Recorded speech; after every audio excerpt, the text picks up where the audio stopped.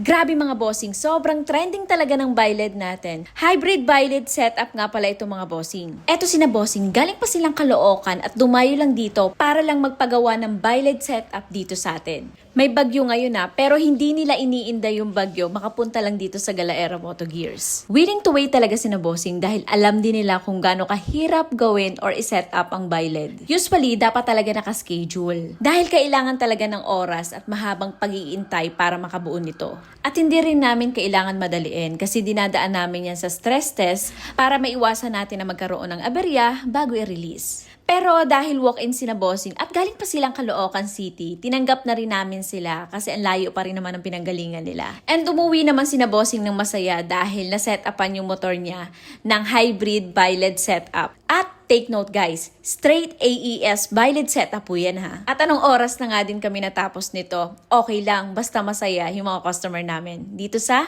Galaera Moto Gears. Nice! Angas no. Salamat sir! Ingat po!